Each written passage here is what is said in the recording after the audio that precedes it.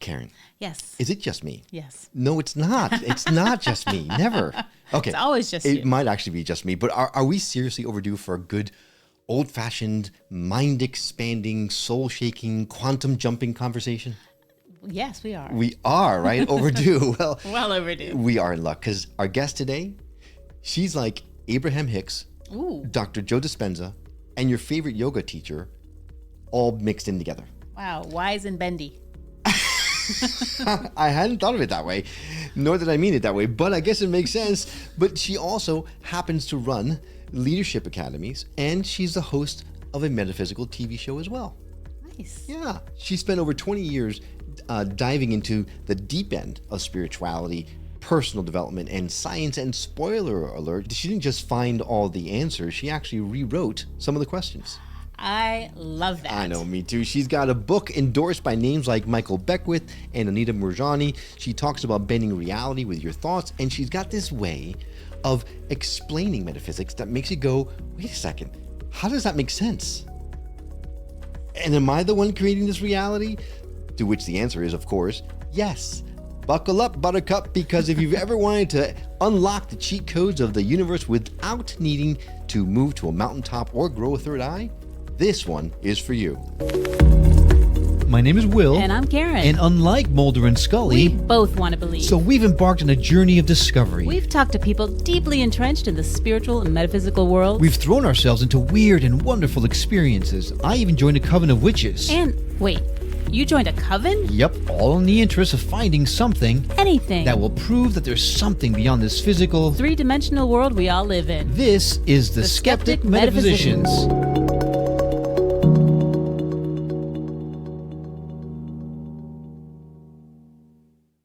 Hey there, I'm Will. And I'm Karen. Thank you for coming back and hitting play on this episode of the Skeptic Metaphysicians. We are always thrilled to have you on board with us. Our guest today, well, she's a powerhouse of personal transformation and metaphysical magic. Her name is Kris Ashley, and she is a coach, an author, a speaker, a podcast host, and a TV host who has spent over 2 decades diving into the deep end of spirituality, science, and expanded consciousness. She's the author of Change Your Mind to Change Your Reality. Now, this book was endorsed, like I mentioned, by spiritual heavy hitters like Michael Beckwith, Marci Shimoff, and Anita Moorjani, and she's here to help us unlock the quantum code to living our high, most aligned, awakened lives. Ooh. It's a big shoe to fill, but I know that she's going to do it because whether she's hosting her own TV show, Beyond Reality, leading retreats, or breaking down the law of attraction like a boss, Kris is all about empowering people to shift their inner world so that their outer world transforms. Kris Ashley, welcome to the show. You kind of makes you want to go. Oh my gosh, I think that was the best introduction I've ever gotten.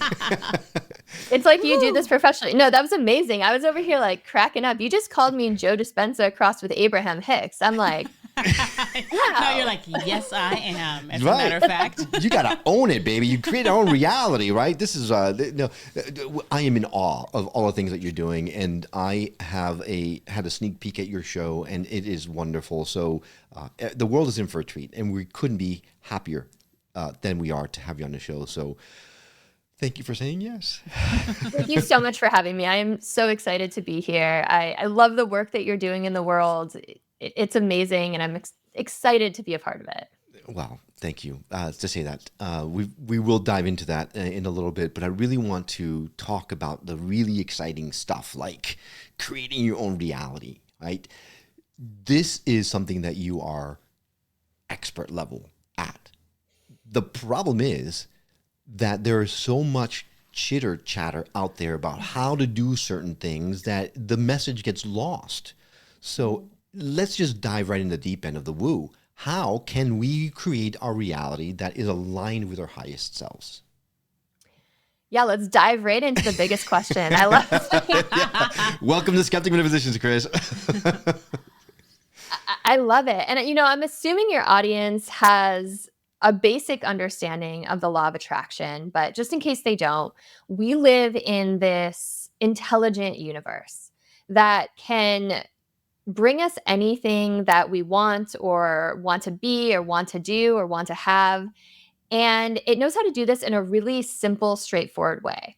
Like as humans, we think we kind of overcomplicate things, right? We think we have to go from A to B to C. We have to make $100,000 this year to make $200,000 next year.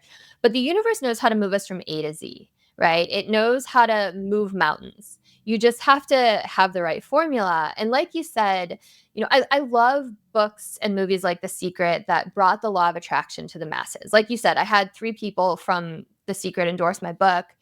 But what I think The Secret and a lot of, gurus out there are missing is they treat the law of attraction or the universe kind of like a genie in a bottle, right? You just tell it what you want, and then you kind of sit back, kick your feet up, and just like wait for it to drop into your lap. But there's actually a formula that you need to follow, and it's not a complicated formula. Wait. Let me get a pen. Hang on. Okay, Yeah, I am ready. down. Here we go. Press record, I need this make formula. Sure it's recorded. Yeah, can you speak slowly? Right. Formulas and me don't mix, so I need to write it down. Otherwise, I'm lost. So go ahead. You need like a whiteboard with a screechy marker, right? Ooh, that's next on our to-buy list for sure. Yeah, there you Okay. go. I could see you in the background making formulas while Karen interviews. Yeah, there's simple things. The first thing is it's so obvious, but a lot of people miss it, is you have to know what you want, right? You have to get really clear on your vision. You have to have that North Star. And so many people don't really know what they want. They'll say something like, "Oh, I want to have a lot of money," or, like I want happiness, but it's like money is a tool, right? It's a symbol of freedom or pride or adventure or peace of mind or whatever you want it to be. And it's not really money you want, it's like a specific thing, right? So it's about getting really clear on your vision so you have that North Star. And then it's about feeling the emotions of having it already. Right? You mentioned Dr. Joe Dispenza. He talks about that. He's the master at this, right? Because if we can feel gratitude for having something that we don't have yet, it tricks our mind into believing that it's real. And we attract that into our life. And then we're on that frequency of gratitude. So we attract so much more things into our life that make us grateful. Right. The next So- step. Yeah, go ahead. So it's kind of like that whole adage that says "fake it till you make it," right? You got to fool. Oh, yeah. Yeah. So Did you just say what? the adage. Yeah, I've never heard that word an either. adage. No, I am learning French. Do you talk about adages while you're eating pistachios? What, you're making fun of me? I don't understand. That is how you say pistachios. That's how you say the word. So anyway, Kris, sorry. Go ahead. No. I love it. I didn't understand what word you were saying either. And then I was like, oh, is that how you- Two against one. No fair. I'm helping provide clarity. This is. I We're know. gonna have a A little conversation. bit is like Whisper. ganging up, right? Yeah. No fair. Oh, we met. We hung. We're like this. Yeah. Man. What, so no. I know. Soul Me and sisters. Karen are we're can't- homies. Can't hold that against me though. That's not fair. It's not. We're guiding you. All right, fine. Go ahead, Kris. Mhm. But you know what? You're totally right. I love that phrase, "fake it till you make it." It's kind of like one of the secrets to unlocking all of this. But one of the big things that the secret missed is you have to take action, right? You have to take steps towards your vision because action inspires the universe. Like, right? You create a little bit of momentum and the universe meets you where you're at and like whooshes you forward. And it doesn't have to be a big step. Like, never underestimate the power of a small step. From one small step, you might meet people on your path who can help you further. Tools might appear to you that weren't there before. Opportunities might drop into your lap. So it's really about just taking that little bit of a step. And then it's about surrendering, letting go, trusting, right? That doors that didn't even exist will appear and unlock for you. And that pathways will open up. So that's the basic formula. And then there's a whole lot more to get into, but I'll pause and let you kind of ponder that. Yeah. So you said you were talking about being specific with what you want, and how money's a tool. But and a lot of people don't know. But what if it is that you want to be happy?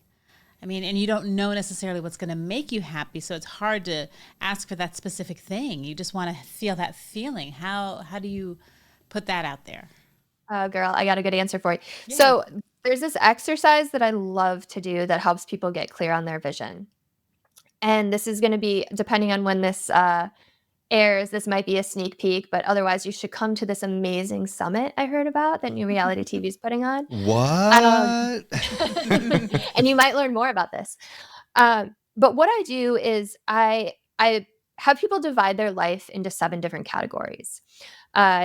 Things like career, romantic relationships, relationships with everyone else, health, leisure, like what you do for your hobbies, tangibles, things you can touch. And if I forgot one or two, you'll find them out at the summit. But I have people rate their life on a scale of 1 to 10 in each of these areas and like be really honest with themselves, because then they find that baseline and then they can measure where they go from there, right? So 1 is like horrible, miserable, you can't go on. 10 is like, oh my gosh, this is perfect. I'm living the dream. Like nothing could make this better. And a lot of people are really surprised by how they rate these categories. And then what I have people do is say, okay, you've got your rating. Now I want you to make a list of what you would need to rate each of these a 10 out of 10. And like put your disbelief aside. Don't be like, oh, this can't happen, or oh, I'm not going to make this happen until I like pay off my student loans or whatever it is, or put the kids through college. It's like, no, just like put aside the critical analytical mind and just like let it flow from your heart. Like what would make you rate each of those a 10 out of 10? And it's amazing how that helps you clarify your vision. What I love about what you just said is you gave actionable steps to move that in the right direction, and that is why we are thrilled to have you on the show, because we knew that was going to happen. They're clear steps. It's not like, oh, how do I go about that? I'm like, I can make a list. Yeah. And what would improve it? That's fantastic. Thank you. So beyond the obvious, what would you say is the one thing that's holding most people back from creating their own reality? So there's this stat that I read recently that 90% of people don't achieve their dreams or their goals. And that is for 2 reasons. 1, because the first sign of adversity or maybe rejection or maybe a little bump or failure, they just give up. Number 2, they're so fearful to get started in the first place that they don't even begin. So I think lack of adaptability and resilience, and then fear. And it all boils down to, and I think this ties back to the amazing conversation Karen and I had, it all ties back to wanting to be loved.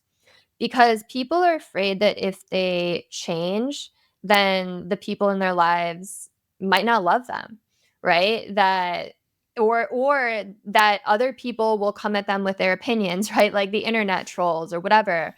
Like they're so afraid of other people's opinions and failure, but it's really about like being like afraid that you're not going to be loved, whether you change or stay the same. So that's why it's really great to have amazing people in your life who support you and to not listen to those opinions online. With those opinions, yeah. I know. Oh, people are brave behind their computers. Yeah, false bravery, right? But okay, so I gotta full disclosure. I have been doing all kinds of abundance activations and meditations, and I even created a meditation that I'm about to release also, just to help cement everything. What I've been hearing from people is, Will, I've been doing everything that you're talking about. I've been doing everything the right way. I've been listening to Abraham and Joe Dispenza and all these teachers, and been doing exactly what I'm being told to do, and yet nothing is coming. If someone follows your formula, how confident are you that things will come? So this is that second part where I was like, there's a lot more to unpack. That was the basic formula. And I'm really, really glad that you asked this question, because it's a great question. If I were coaching that person, the first thing I would say is, let's look at our language, right? This never happens. Things aren't coming, right? Like our language is so important. The language we use when we speak, when we think, when we write, right? They call it spelling because you're casting spells out. I don't know who made that up, but it's amazing. And I steal it all the time, but it's so true, right? Yeah. Because we all know those people that are like, oh, good things never happen, or like this always happens to me, or things always go wrong. And then it's like, things always go wrong, right? Like they always go wrong. So getting your language laser tight is the first thing I would say to those people. But there are some things that can block the law of attraction from happening. And a lot of it has to do with repressed emotions, right? If we are holding on to things like anger or guilt or shame, not only do these things stay in our bodies and they can cause emotional stress, they can cause physical disease, but they also create this filter through which we view the world. So if you're angry, you're viewing everything through this lens of anger, and that seeps into your manifesting, right? It's that unconscious that Joe Dispenza likes to talk about. Second, forgiveness is a really big thing. It's something I talk about probably more than anything these days, because if you're holding on to grudges, that's poison, right? And holding on to poison only hurts you. And it's that same thing. It's going to seep through your unconscious. And then your belief systems, right? Especially kids before the age of 7, they're in theta brainwave mode. They're just downloading, they're programmable. So the opinions of the adults you grew up around, cultural conditioning, that teacher that said, you're a great singer, but you're not good at math, whatever it is, all of that becomes your inner voice, your lens through which you view the world. And it creates your thoughts, which create your emotions, which create your reality. So it's about changing your story, changing your perspective, kind of unlearning all of these things so that you can be free to manifest and not think that there's like some unconscious program running which can sabotage you. Right. It's interesting that you mentioned grudges because I really hadn't thought about that. But thinking about it now, you get into a quarrel with somebody and then they go off on their merry way and you're just really pissed at them and you hold on to that and it eats at you. And it's almost like you almost wear it like a pride, like, ha. Meanwhile, they could care less. They're off doing their thing, happy as a clam. And yeah, it's making you have all the cortisol, all these hormones that get released and everything else. And now, now you're telling us it's affecting being able to manifest. So it's, man, those grudges, you just gotta let them go. Yeah, I heard someone say that's like, hey, you're living, I'm living rent free in your mind when I'm not even thinking about you at all. So I like that. Yeah. I mean, I don't like it, but I like it. right. And I love that, Kris, because I tell our daughter all the time, be careful what you say after the words "I am." Because I am is a powerful activation that whatever you say after those words is going to be something that you're telling the universe you are. And the universe is going to give you what you believe that you are. So instead of saying I am and then going on to say how tired you are, you can say I feel exhaustion. I feel like I need to rest more. But the I am, that's key. Well, because I am is the word of God, right? It's like our nephew said, don't say I am sorry, say I apologize. Right. Yeah. Super important. So I love that because we don't talk about that enough. Yeah.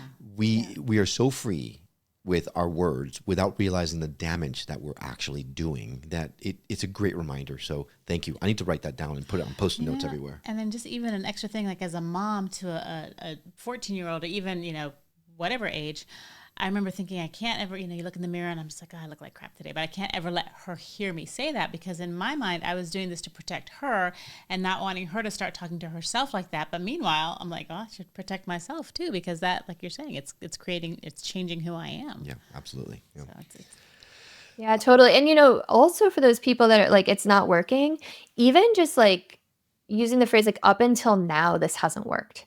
Like something like that just like frees up the future, right? Like these little tricks. That's a little trick. That's a big trick. That is a big trick. It's like a big little trick. Yeah, that's awesome. Okay, so my next question is a little bit on the controversial side because I like those. There's lots of question marks around this, but there are those that say, right, we all believe that we create our own reality and things like that. But then what would you say, what are your thoughts on trauma or illnesses that that are terrible for people? Do you believe that we truly we manifest these onto ourselves, or is there some other mechanism in the works here? Yeah, I think that's a really important question because it's the number one pushback that I see people getting when they share law of attraction content. And people can get really triggered by it. Like you said, really defensive. They'll say, oh, but this, and this other thing have gone wrong in my life. Or like my ancestors went through this. And it's like, everyone has a story, right? Every family tree has a story too. But we get to choose our reality. Well, let me back up and just get like a little bit woo-woo. And I know you're okay with that. Absolutely. I believe personally that we choose, what we're going to look like, our avatars, who our parents are going to be, some big life circumstances that we're going to go through, and the way we exit before we incarnate. And all of this is to kind of ready the soil, plant the seeds to give us the opportunity to grow. But free will exists, right? Like we choose if we're going to grow from adversities or not. But Earth is a school. So every single tragedy, every heartbreak in life contains within it a hidden Easter egg. And once you discover that Easter egg, tremendous healing, leveling up, and growth takes place. Now, bad things, quote unquote, bad things happen, right? Like everyone goes through trauma, everyone has a story. And when you go through things, you have two choices. You can become bitter, you can become resentful, you can become more unconscious, or you can use that opportunity to become kinder, more empathetic, practice forgiveness, get healthier, get better, level up. And it's always a choice. You have a choice. Now, there are millions of realities that exist. And you get to choose the reality that you want. And the more that you focus on the reality you want, the more the reality handed to you by default sort of fades into the background. So there's always things going on in the world. Like if you are looking for a reason to be angry, like you're going to find it. Right? There's always wars, there's always injustices happening. But you can choose that you can choose to like not like hide your head in the sand. Like this isn't spiritual bypassing, but you don't have to get like emotionally invested in it, especially if it's something that's like not directly affecting you. Like you can choose what you focus on. Like I never have the news on in my house because that's like my mentor Mary Morrissey says CNN stands for constantly negative news. And it's like it's so true, right? Like Yes. like you don't have to choose to get like the universe is like the Facebook algorithm. Whatever you get emotional about, it's like, oh, they like that. I'm gonna send a little more of that their way. So and that's for good emotions or bad emotions. So yeah, we really do choose our reality. And a lot of it happens before we come here, but it's all for our own growth. It's all so that we get to evolve and consciousness gets to evolve. Yeah, that's a tough one to swallow sometimes, though, when something like that is happening to you and you're not aware of the decisions you made before you came on. So it's a difficult one, but it is one that we've got to come to terms with if we're going to align. And it makes the lessons more challenging to learn. Well, one would say that the Like more it's maybe challenging the better. lesson, the better you learn it. Yeah, I was going to say that. Yeah. So, I was going to be the one that says that. Oh, one would say. Yeah, but it is interesting. And I still have struggle wrapping my head around that too, just because then I think of like little children that are born, in these terrible situations, and what lesson as a child can you learn? Well, the lesson might not be okay. I have answers, and again, this is like my opinion based on like my research and experience, and like I'm still here learning with you, right? Like this, I'm not being like this is the end all be all, but like here's one way to think about that. A couple things. One, the lesson might not be for the child. The lesson might be for the parents or for the caregivers or for the people in that kid's life. But let's get a little bit like mind bendy here. So, and I love this. Like, I just have to preface this by saying, like, I love science because quantum physics, epigenetics, neuroscience, we are living in a day and age where science backs up what mystics and spirituality have been saying for eons, and it is so exciting. absolutely. Yeah. So imagine that you have to make a choice. Maybe it's, do I stay in this relationship or do I quit this job? We'll say, do I quit this job? And you decide to quit the job. Now, a timeline branches off, and there is another version of you that makes the other choice. They stayed in the job. I can't remember if you left the job, they stayed in the job.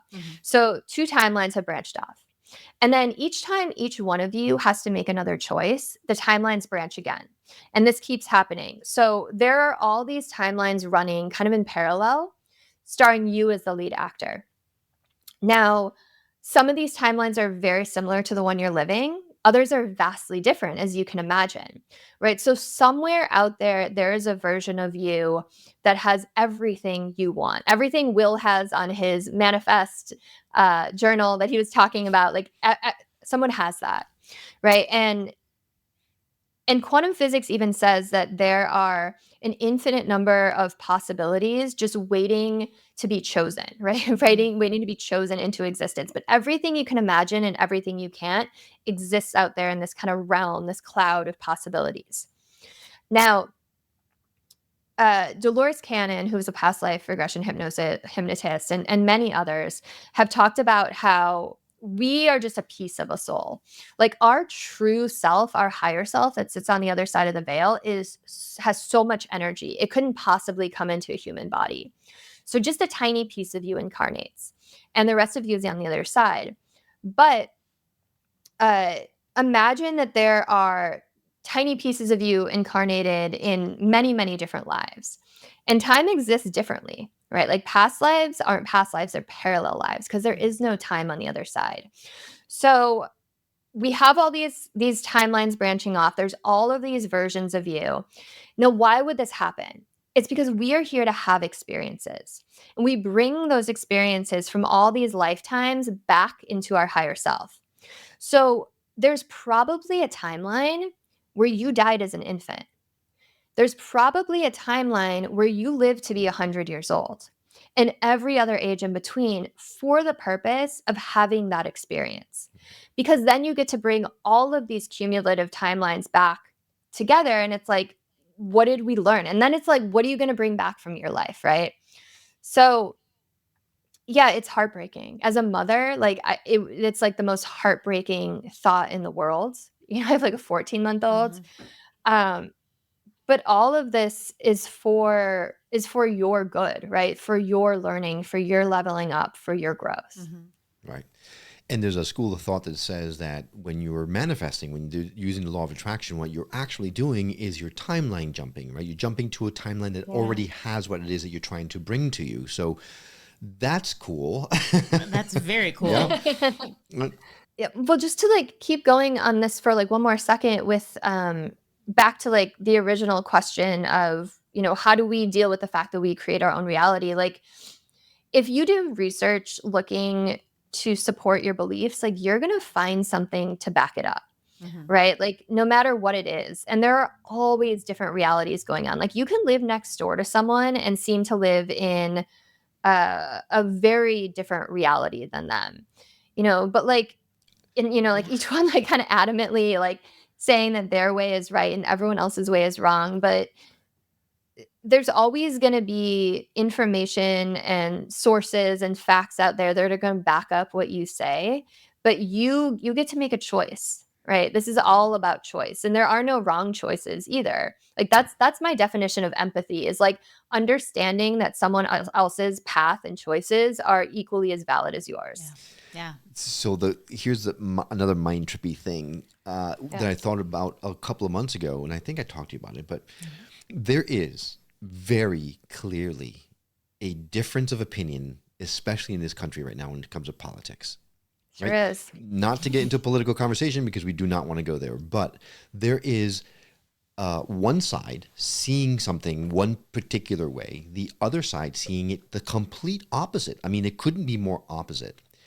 And both sides claim to have the moral high ground because they know this is actually proven. This is true.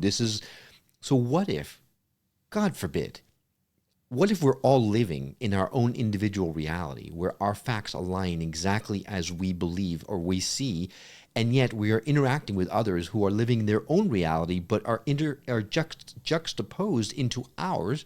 So what they're saying is 100% correct in their reality.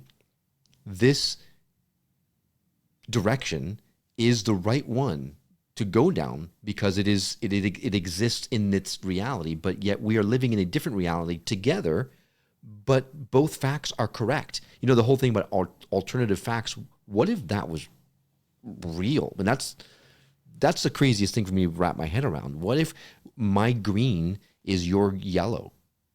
Right. You know, I've always wondered that. The color thing. I mean, you can't Totally. you can't know for sure, right? What I see as green might be something totally different for you, and we have no way of verifying it because we live in different realities, right? I love that question that you're posing. And then to just take it a step further, like we're all connected.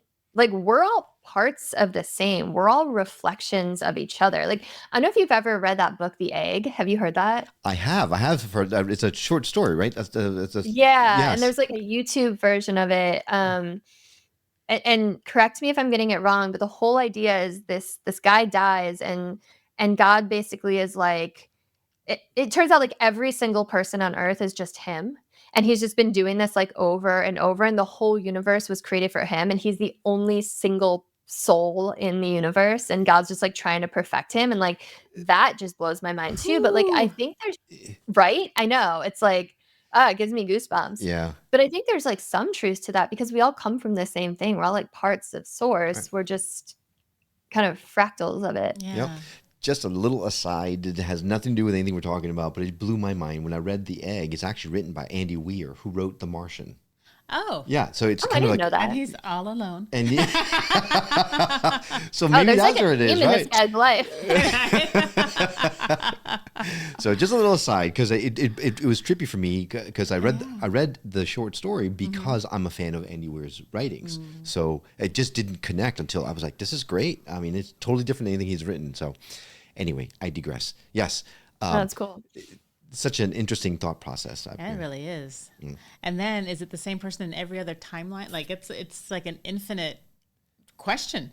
It's Well- just like with all the diverging and the decisions, and and I'm actually surprised that you're taking that so well, when how many times have I said to you that you are another me, and you are adamantly opposed to that?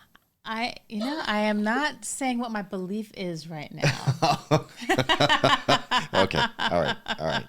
Fair enough. All right. No, it's interesting, and I love thinking about it and the possibilities, and it can hurt your brain after a while, but it's just, it's an incredible thought. Oh, It's fun to ponder. no, It for is. sure. Any last minute things we need to talk about in terms of manifestation and law of attraction? I do want to have other topics I want to touch on, but You didn't let me ask my question. no, please do. Yes. So you are incredible at this, and you help people and with this formula and everything. Can you give us an example of someone that you worked with that just had a really tremendous outcome from learning really how to manifest? Yeah, totally. I write about one in my book. Her name is Abby. It's actually perfect. We were talking about the language thing. That was her thing. So she knew about the law of attraction before she came to me. And she had actually used it pretty successfully. Like she, like on paper, had like everything right in every category except one. Like she used the law of attraction to get a raise. She had a really great social life. She was like really into CrossFit. So she was attractive. She was in her late 30s. She was doing great, like everything else in her life. And like I said, she had used the law of attraction to get a raise. Like she had read all the books, she'd watched the YouTube videos, but like she was really stuck in romantic relationships. And she's like, man, all she wanted was a family, like more than anything. And she had kind of like dated a lot of duds along the way. Like people, like she would think she was getting really close, and then like meeting someone that just seemed so great. Like they would kind of love bomb her and bring her flowers, and then they would kind of ghost. And like this pattern kept happening over and over again, where she'd be like, this is the one. And then they weren't the one. And she came to me and she was like, this always happens. And we realized it was like this language that she was using, right?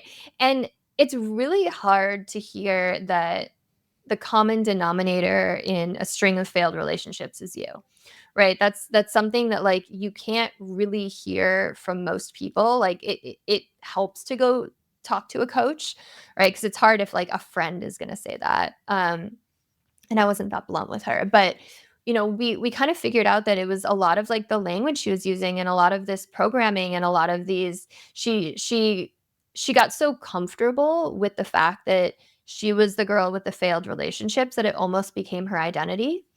And we just did some work to redo that. And she ended up meeting this amazing guy like 2 months later, and they have a baby now. And this was a couple years ago, but like she's one of my favorite stories because she came in like being so close, you know what I mean? And it was just like, let's just like, I don't know. But that's a perfect example of how she was blocking her own success by Yeah. those limiting beliefs. I mean, that's a perfect example. And that's one of the things I love about, this formula that you've given, because a lot of people don't think about that part. Like I haven't heard that before. I've heard you have to want something or not want it. You have to, know what you want and then imagine or feel like you already have it. But I hadn't heard about like the self-talk. So I think that is going to be really helpful to people listening. Definitely. And to me. And to me, to all of us. Yes. Yeah. Yeah. It's like having to constantly like notice what you're noticing, like watching your thoughts too, right? Like you kind of have to like develop that habit. And then once you develop it, you're so quick to pick it up, but it's like it's a muscle, right? You have to like train yourself to do it. All right. Anything else on that topic? No, I'm good now. Okay. Because now suddenly more are popping up in my head, but I do want to talk about Beyond Reality, because it's a brand new TV show. It's just started airing on New Reality TV, and we couldn't be more thrilled to have you as part of the lineup, because just looking at your trailer for the show. We often believe that the world we see, touch, and hear is all there is. But beneath the surface, an entire unseen world pulses with energy and mystery. Quantum physics offers us glimpses into this hidden realm. The law of attraction hints at unseen forces shaping our lives. And ancient writings tell stories of visitors from other worlds. Near-death experiences, energy healers, and those who remember their past lives all point to something greater that defies our understanding. What if everything you believed with such certainty was merely a facade? For over 2 decades, I've sought to uncover hidden knowledge. Join me as we explore the grand mysteries of life, where the impossible becomes possible and the unseen becomes reality. I love the trailer. It was such a great, it's the show open, right, that you use on every episode. And it is such a way to like gut punch you into what you're about to experience, right? It's a great piece of production. For those who haven't had a chance to watch the show like we have, because we have inside information, tell us, what is the show about? Why should someone be really excited about watching it? Yeah. So I have been a truth seeker since 2002 when I had my spiritual awakening. And Beyond Reality lets me explore all of the grand mysteries of life that I love geeking out about and going down rabbit holes about. And I get to bring in these amazing people who are living these things every day and talk to them about it. So it's everything from UFOs and aliens to quantum physics and simulation theory to energy healing and psychic abilities, remote viewing, you name it, like any of those amazing mysteries. And it is so fun to just hear all of these people talk about it and their experiences and learn so much along the way. And I've been having so much fun having these conversations. Like right after this, I'm jumping on with someone who has spent like decades researching past lives to the point where he's actually gone and kids who remember past lives to the point where he's researched the past lives that they remember and has like found some of the people that they used to be. And like, I have goosebumps saying that, and I'm so excited to talk to him.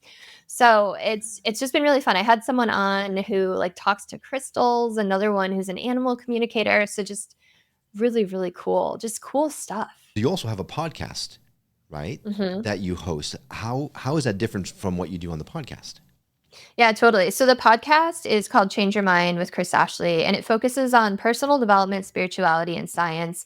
It's more on the personal development side. So I don't know.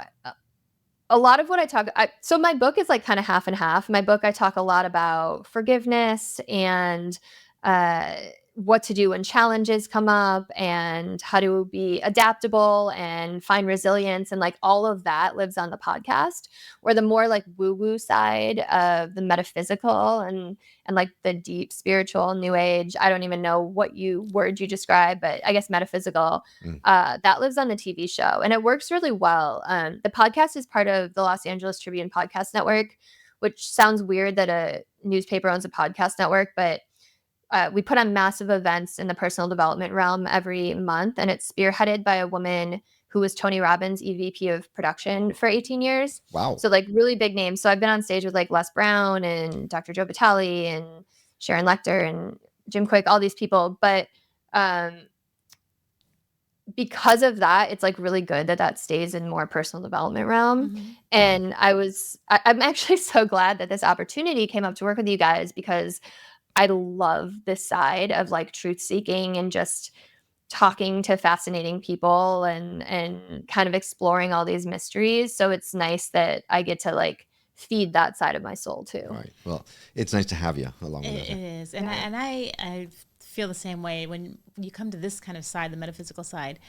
There's just so much wonder in the world that just opens up. So, yes, we have all the regular stuff and the science and that, but this is just such like the woo that it's just fascinating. And it's just so much fun to dive into and learn all these different modalities and all these different experiences. Yep. Like I said, I had a spiritual awakening in 2002, and like I didn't talk about this stuff for like almost like 2 decades.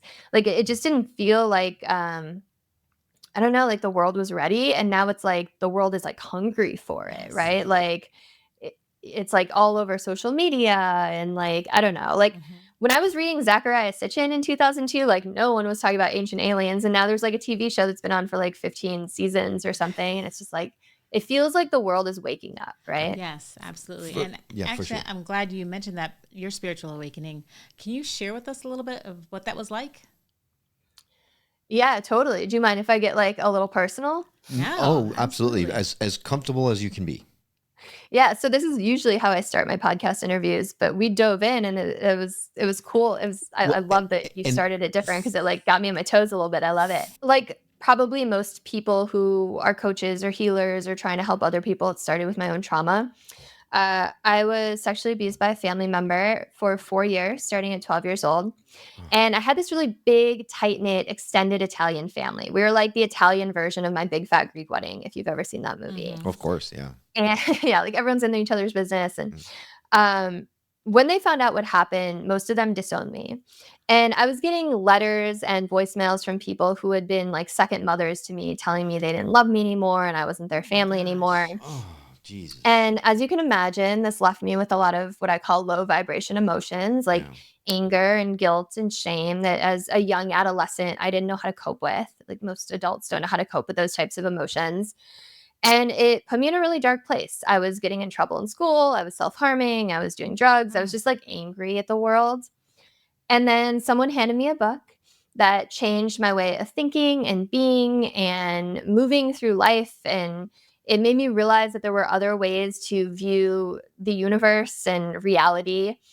And I remember flipping through the pages and having it feel like truth for the first time. And it was like I was a sleeper agent, right? Like something inside of me just woke up.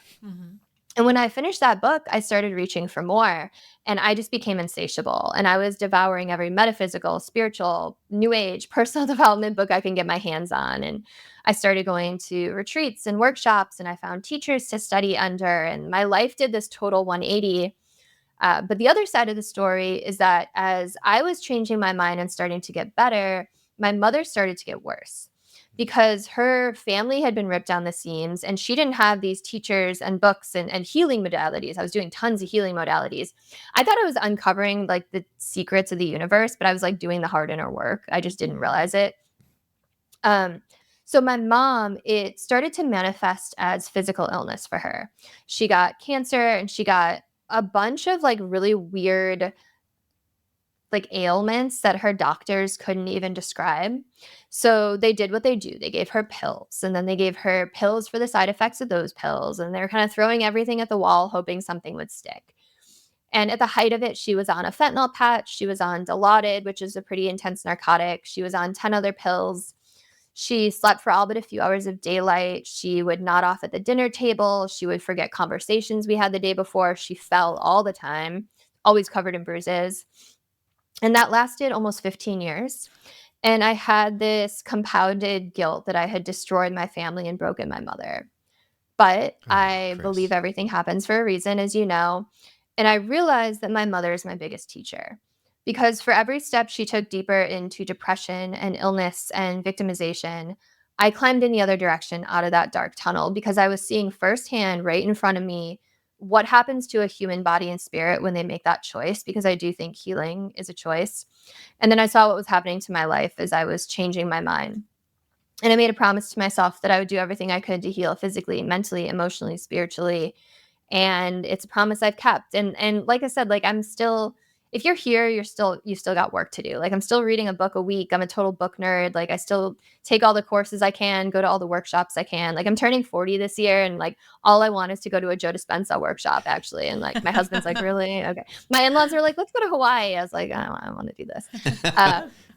So yeah. And then like after a couple decades, I decided to give back, took the life coach training with Mary Morrissey, wrote the book, and yeah, it's kind of history. Wow, that is quite the story, Kris. That's I'm amazing. so sorry you had to go through that, but I'm grateful that you came out on the other side, having learned from it and teaching others from your experience. So thank you for your service. It sounds terrible to say, but it's truly what you've done. You know, I appreciate that, but like, I'm not sorry. Like I've forgiven every one of those people, and it's like what I needed to go through to awaken, and it was part of my path, and it's made me the person I am, and it's all okay. You know, like it's like you said, now I get to like teach people forgiveness, and I get to teach all these amazing things. So I'm grateful for the journey. It's like cracking open an oyster. It's kind of rough and ugly on the outside, but you get to the inside, there's a beautiful pearl. I love that. Yeah. And the strength in what you just said is the fact that you chose to overcome, as opposed to, it would have been very easy to fall into victim, right? Woe is me. Yeah. But instead you chose to overcome all of that and become a better person, and now are helping others to overcome. And for that alone, yes, I guess it was all worth it. Although, ouch, I mean, it hurts my heart to even say it, but you're just wonderful. you are. So inquiring minds need to know, what was that first book? Oh, so it was called The Ancient Secret of the Flower of Life by Drunvalo Melchizedek. Have you heard of it? I have not. Hang on, I'm writing down right now. I want to go like run and get it off my bookshelf, but it's literally right there. So it's in 2 books. Book 1 is like chapter 1 through 9 or something. Book 2 is chapter like 10 through 13. So it's like 2 physical books, 1 book. And what that book did really well is it gave me a lot of breadcrumbs to follow. From that book, I learned about Zecharia Sitchin and like ancient astronaut theory. I learned about Greg Braden and the God Code. I learned about the law of attraction like years before The Secret came out. I learned all about sacred geometry. I learned about the Emerald Tablets of Thoth. I learned about like aliens. Like I was just on an interview right before this, and which is why I'm losing my voice. And the guy was like, wow, that's like a deep book to go. Like most people do like Mel Robbins is like the first book. It's Chicken Soup for the Soul or something, right? Yeah. But it's like, it's so fascinating. And now he has his whole Flower of Life workshop is on Gaia now. And he's like pretty well known now. He has like a cult following. There's not that many people actually that I've found like know him, but like his stuff is out there enough, but you should read his book. So tell me the name of the book again so I can write it down. The Ancient Secret of the Flower of Life, Volume 1 and Volume 2. Yeah. How did you find that book?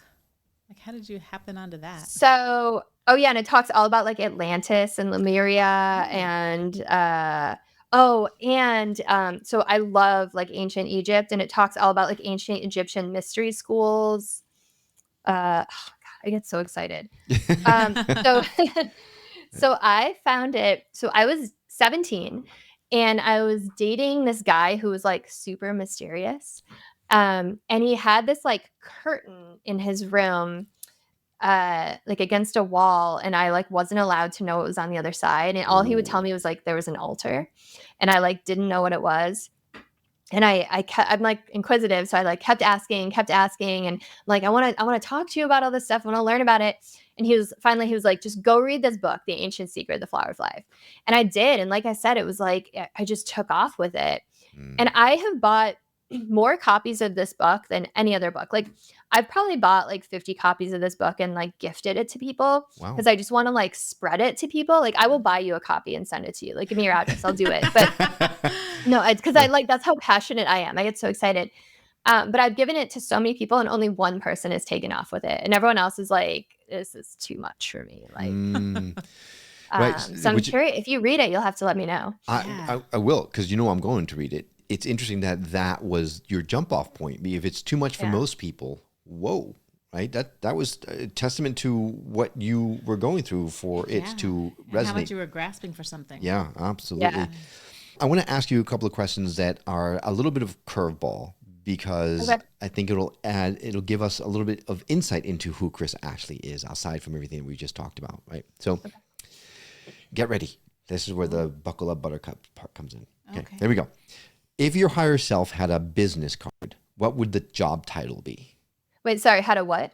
If your higher self had a business card, what would its job title be? Truth Seeker. That was my MySpace back in the day. Truth Seeker 1111. I think it still exists somewhere. Are you even old enough to have a MySpace? Were you 4 on MySpace? I told you I'm turning 40. I only look like I'm like 20. But I wanted to name my show that, Truth Seeker, but it was already a TV show. That was like my first, like, oh, that's what I have to name it. But yeah, that's probably it. All right. Now, what's the most woo thing that you believe that you've never said out loud on a podcast? Ooh. Never said out loud on a podcast. I had a past life regression hypnosis, like a QHHT session, if you know what that is. We do. Yep. And it's like Dolores Cannon's thing. And I found out that my dog used to be my son and in a past life. And my son, he was like sent to like fight in this army. And I remember like I was going to this like king in this hypnosis session and like dropped to my knees and like begging him not to take my son. And they like threw me out of the thing. And then like it flashed forward to the next scene where they like dumped his body on my doorstep. I was bawling in the session, like bawling, like real emotions. And I made a vow that I would never have kids again. And I've struggled with 8 years of infertility in this lifetime. And I think it's because of that. Interesting. Yeah. Really interesting. It brings up. Don't make a vow. Yeah, no, absolutely. Right? Yeah, with my past life regression, where I was a young girl, and my teacher was thrown into the fire, and I felt the flames and all kind of stuff. So yeah, it's powerful stuff. Those really regressions. Gives me goosebumps. Yeah. Okay, last question. Alive or dead, who would you want to co-host a cosmic talk show with? Wow. Cosmic talk. I mean, Dolores Cannon would be really fun. John Melchizedek, who wrote The Ancient Secret, would be really fun. That's who I thought you were going to answer from the beginning. Yeah. All right. Cool. Yeah. All right. That gives us a really cool idea or image of who you are. So I appreciate your willingness to. I know I put you on the spot, and I apologize for that. But it just brings like cool answers out. So things you would never have thought about before. So thank you for indulging me on that. Yeah, super fun. Okay. All right. So if someone, we're going to add a link to this Ancient Secrets of the Flower of Life on our show notes. But I definitely want to make sure we call out your book one more time. What's the title of it? Change Your Mind to Change Your Reality. And it's available anywhere you get your books, in ebook, audiobook, paperback. Okay. We're going to add a link to that as well. And then, of course, your podcast is...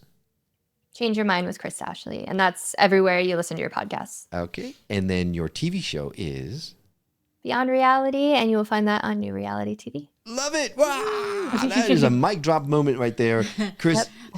And then if someone wants to have a session with you, how do they reach you? Yeah. How do they reach you personally? KrisAshley.net is my website, or Change Your Mind with Kris is my handle everywhere. TikTok, Instagram, YouTube. Kris spelled with a K. Perfect. All right. Well, we're going to do the best we can to add as many of those links as we possibly can into our show notes so that it's easy for people to reach out to you, to connect with you, to connect with your work. We are thrilled to have you as part of New Reality TV. We're thrilled to be able to call you a friend. So thank you for being part of this crazy thing we're doing. Thank you so much for having me. I'm incredibly excited to be a part of this crazy thing. Awesome. All right, Kris, thanks so much for coming on the show.